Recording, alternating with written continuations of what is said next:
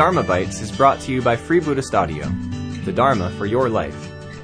Our work is funded entirely by donations from our generous listeners. If you would like to help us keep this free, make a contribution at freebuddhistaudio.com/donate.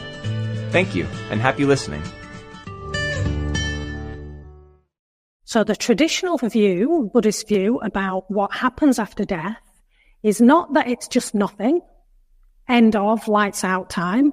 That's not the Buddhist view. But neither is it that something completely unchanging persists about me like an eternal soul. It's a middle way between those two extremes. So something of our habit drive or our quality of awareness goes forward into the next life. So the fact that we've been born human this time, it's said, is not due to just fate or just due to chance. It's due to our skillful actions in the past over many, many lifetimes.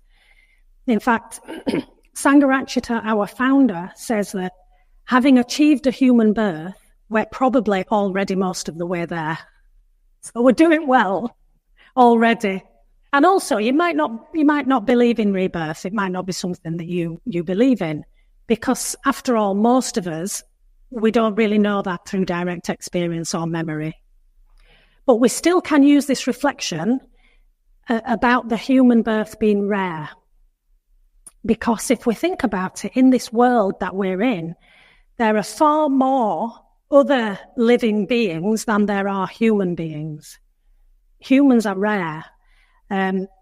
So if we think about all the beings, that not just all of the animals in the world, but all the other kinds of creatures, so sea creatures and the birds, worms, insects, bacteria, there's just vastly more other beings than human beings. So being born a human is rare.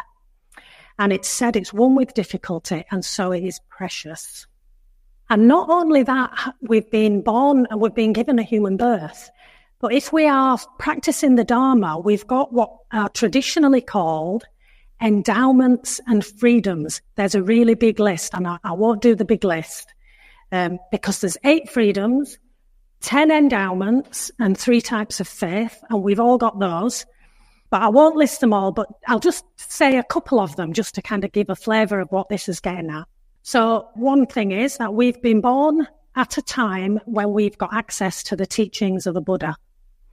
So there's been lots of time in human history when that's not been the case, hasn't there? And also, we're not oppressed by such extreme states of suffering that we just can't practice.